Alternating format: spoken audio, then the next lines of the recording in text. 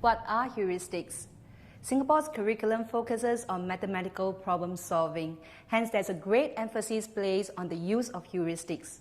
Heuristics are problem-solving tools which can be used to solve challenging and non-routine problems. Over the course of 6 years in a primary school, children are introduced to a variety of heuristics. Examples are guess and check, work backwards, make a systematic list, draw a model. These heuristics can be used to solve problems from various topics across the levels. Let me demonstrate the use of 3 heuristics. The first is guess and check. It involves making a reasonable guess, checking the guess, and revising it when necessary. The first question is, arrange 5 consecutive numbers so that the sum of the 3 numbers in the horizontal row is the same as the sum of the 3 numbers in the vertical column. The first guess. A child could put the number tiles 1, 2, and 4 in the vertical column. 1 plus 2 plus 4 adds up to a total of 7. A child will then put the remaining number tiles into the horizontal row. In this case, the sum of the 3 numbers is 3 plus 2 plus 5, which adds up to 10. This does not fulfill the condition of the question. Therefore, the first guess is wrong. We will then invite the child to make the second guess. The child can put the following tiles in the vertical column: 1, 3, and 5.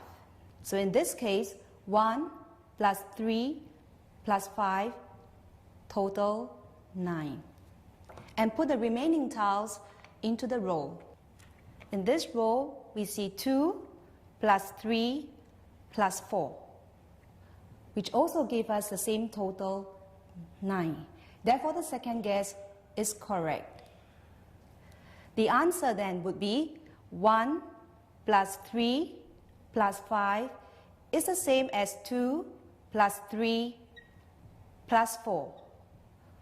We'll now invite the children or the child to make other guesses. This is guess and check.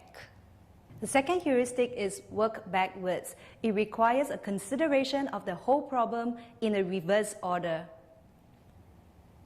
The second question is, John had some marbles. He gave his brother 25 marbles and bought another 70 marbles.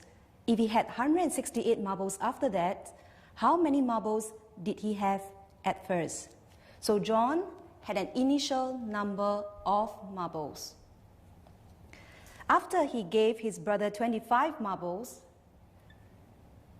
we take away 25. At the next stage, he bought another 70 marbles, in which we have to add 70. He is then left with 168 marbles. So how many marbles did he have at first? We want to find out the initial number of marbles John had. To do this, we have to work backwards. Starting from 168, we find the number before he bought 70 marbles.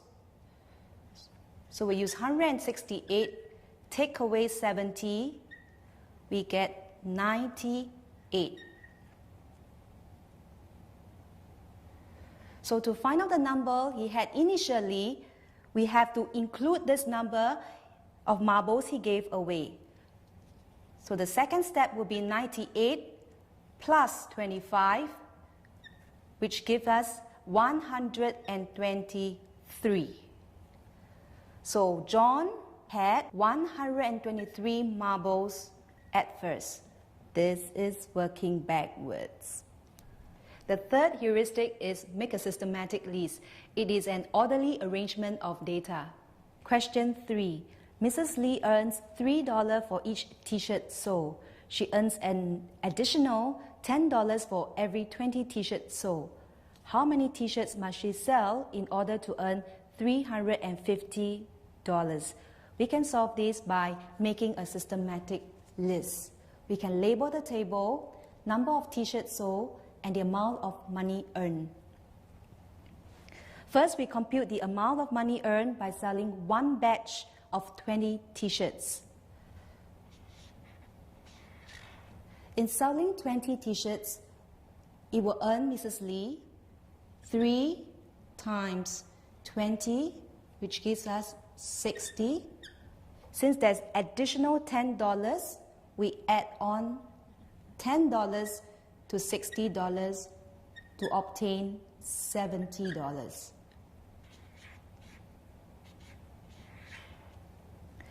In selling 2 batches of t-shirt, it will be 2 times 20, which amount to 40 t-shirts, and the amount of money earned would be 2 times 70, which gives us $140. As we continue the list, we can find 5 batches of t-shirts, which means 5 times 20, which gives us 100 t-shirts. The corresponding amount of money is 5 times 70, which is 350. Since 350 is a multiple of 70, it means we can multiply 70 by 5 to give us 350.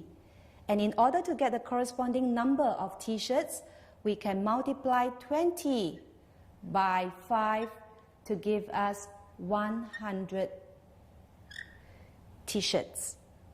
So the total number of t-shirts is 100 t-shirts. This is a systematic list.